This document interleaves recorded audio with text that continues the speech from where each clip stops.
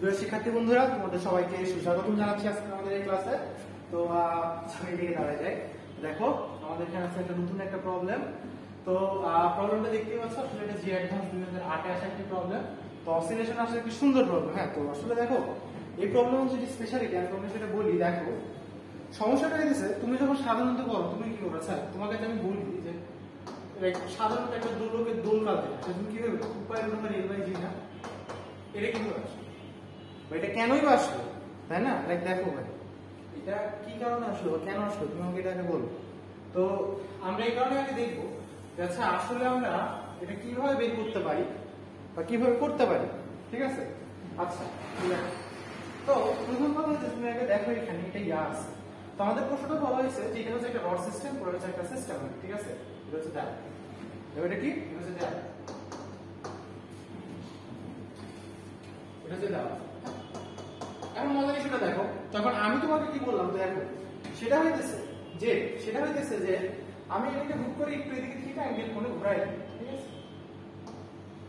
এটা যখন theta angle করে ঘুরাই দিই, তাহলে এটা যখন দেখো একটা ধাক্কা করে তখন অসিলেশন করবে আর কি, ঠিক আছে? বাকি সরল স্পন্দিত গতিতে ছন্দিত হবে, তাই না? আচ্ছা তাহলে এখন মজার কথা যেটা হইতেছে, তো দেখো একটা জিনিস, তাহলে আমাদের বলতে হবে এখানে ওমেগা এর মান কত হবে, অর্থাৎ কৌণিক কম্পাঙ্ক কত হবে। হ্যাঁ, তার ওমেগা যদি পারো তাহলে আমরা এত আরেকটা এমনি বের করে দিতে পারবো, ঠিক আছে?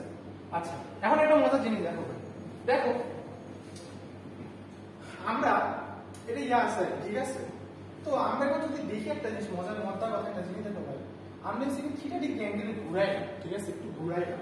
আচ্ছা তো ঘুরানোর পর আসলে কি হলো তুমি জানো? তাহলে দেখো তো জিনিসটা তুমি ঘুরতেছে না, এভাবে ঘুরতেছে না। তো দেখো আমি কি লিখতে পারবো? আচ্ছা তাও ইজ ইকুয়াল টু কি লিখতে পারবো দেখো তো। আচ্ছা একটা আসলে আমাদের এখন লাগবে রিস্টোরিং টর্কটা লাগবে, ঠিক আছে? তো আমরা রিস্টোরিং টর্কটা এখানে কিভাবে ক্যালকুলেট করতে পারি? একটা মজার জিনিস দেখো, ঠিক আছে? দেখো এখানে জিনিসটাকে আমরা যে এটা পিভট পয়েন্ট ধরে আমি হচ্ছে ও বিন্দু সামনে জিনিসটা ঘুরবে। মজার একটা জিনিস দেখো, আমি যদি এটাকে সামান্য একটু এদিকে তোমার ইয়া মারি, ঠিক আছে? সামান্য যদি একটু ইয়া করি আর কি, তাহলে এটা অসিলেশন করবে। কারণ মজার যে ঘটনাটা সেটা হচ্ছে যখন তোমার এটা অসিলেশন করবে তখন এখানে যে তোমার টর্কের মানটা তোমার কত হবে, তুমি দেখো তুমি টর্কের মানটাকে লিখতে পারবা, টর্ক ইজ ইকুয়াল টু, দেখো তাহলে এটার মান হচ্ছে কে, এটার মান হচ্ছে কে, আর তুমি এইটুকু যেটা আছে এটাই তুমি সংকুচিত করতেছো, তাই না? তাহলে এখন একটা জিনিস দেখো, তো আমি ধরে নিলাম থিটা পরিমাণ একটা কোণ এখানে সাবটেন্ড করেছে, থিটা কোণ, এটা হচ্ছে আমাদের একটা থিটা পরিমাণ একটা কোণ আমাকে সাবটেন্ড করেছে এখানে। মজার কথা, তাহলে এখন দেখো যে একটা চাপ না, দেখো তো একটা চাপ হয়ে গেল না, ক্ষুদ্রাকৃতি একটা চাপ হয়ে গেল না, এটা হচ্ছে তোমার থিটা, ঠিক আছে? আচ্ছা আরেকটা মজার কথা কি দেখো তো, এইটা আমার হচ্ছে L/2, এটা হচ্ছে L/2, কারণ কি দেখো রডের যে ভর এটা m, পুরাটা দৈর্ঘ্য হচ্ছে l, তাহলে এটা কি, তাহলে এটা কি দেখো তো বলতে পারবো কি L/2 theta, L/2 into theta, এইটুকু দৈর্ঘ্য। তাহলে দেখো তো কি পরিমাণ এটা সংকুচিত হলো। তাহলে দেখো আমি যদি বলি f, তাহলে এখানে আচ্ছা দেখো আমরা যদি রিস্টোরিং টর্কটা এখন দেখি, তাহলে আমরা এখন কি করব? Torque is equal two r cross f, তাই না? আচ্ছা আমরা এখন একটা মজার একটা জিনিস করব, তাহলে এখন দেখো কি হলো, যেমন L/2 থিটা, এটা আসলে আমাদের কিসের মান আসলো, কি পরিমাণ সংকুচিত হলো, এটা মান আসলো না? আচ্ছা আমাদের এখন লাগবে কি বলো তো, আমাদের লাগবে হচ্ছে তোমার বলের মানটা লাগবে, ঠিক আছে? তো দেখো আমি ধীরে ধীরে প্রসেস করছি, আমি যদি ধুমধাম বলে দিতে পারবো যে এটা হচ্ছে তোমার 6 কে আসবে, তাই না? কিন্তু তোমার তো বোঝানোর জন্য কি আছে, তো সেম টু হিয়ার সেম জিনিসটা এখানে হবে। এখন দেখো সেটা হচ্ছে k into L/2 into theta, ঠিক আছে? এটা হচ্ছে আমাদের বলের মান, ঠিক কি না? এটা হচ্ছে আমাদের কি ভাই, এটা কিন্তু আমাদের কিন্তু বলের মানটা, ঠিক আছে? কিন্তু আমাদের লাগবে হচ্ছে টর্ক, তাই না? তাহলে এখন আমরা যে হচ্ছে টর্কের হচ্ছে মানটা এখন আসলে বের করবো আর, ঠিক আছে? টর্কের মানটা আমরা এখন আসলে কিভাবে বের করবো? তো দেখো টর্কের আমরা অনেকগুলো সূত্র জানি, দেখো T ইজ ইকুয়াল টু, দেখো I আলফা না, T ইজ ইকুয়াল টু কত, R cos F না, আমরা কি দুইটাই লিখতে পারবো না? দুইটাই কি আমরা লিখতে পারবো না? তাহলে দেখো এখানে মজার জিনিসটা কি হলো, k ইনটু L/2 থিটা, এটা আসলে কিসের মান হলো? এটা হচ্ছে আমাদের প্রত্যয়নী বলের মান, ঠিক আছে? আচ্ছা এখন একটা জিনিস না, এখানে আমাদের শেষ কিন্তু হয় না, আমাদের আবার কাজ আছে। এখন আমাদের যদি গুণ দেওয়া লাগবে, গুণ কি r ক্রস f, তাহলে এখন আমাদের এর এর মানটা এখন আমাকে গুণ দেওয়া হলো, কিসের মান আমাকে গুণ দেওয়া হলো? তুমি যদি চিন্তা করো, সিম্পলি তুমি চিন্তা করো, তুমি এখানে এখন তুমি এটা বলের মান পেয়ে গেলা, তাহলে এখন আমার লাগবে কি এই রাশিটা লাগবে, আর এর মানটা লাগবে। আর এর মানটা আমি কিভাবে বের করব? আর এর মানটা আমি কিভাবে বের করব? আর প্রসেস, তাহলে দেখো আমাকে এই জিনিসটা তোমার এই দিকে কোন ফোর্স দিতেছে, আর এটা কোন এই দিকে ফোর্স দিতেছে, আর এখানে যদি এখান থেকে লম্ব দূরত্ব হবে l/2, ঠিক কি না? এটা l/2 কি না? তাহলে এখানে আরেকটা l/2 গুণ দিয়ে দাও, ঠিক আছে? আচ্ছা, আরেকটা তুমি এখন মজার জিনিস যদি বলি ভাই, দেখো তোমাকে এই পুরো জিনিসটা তোমাকে একটা 2 দিয়ে গুণ করতে হবে। কারণ কি তুমি কি জানো? কারণ কি ভাই, দেখো এই দুইটা হওয়ার কারণ কি? কারণ দেখো এটাও তোমার এইদিকে ঘুরে গেছে, এটাও তোমার এইদিকে ঘুরে গেছে, তাহলে দুইটা টর্ক হয়ে গেল না? দুইটা টর্ক তোমার যোগ করতে হবে না? দুইটা টর্ক তোমার যোগ করতে হবে না ভাইয়া, দেখো তো না?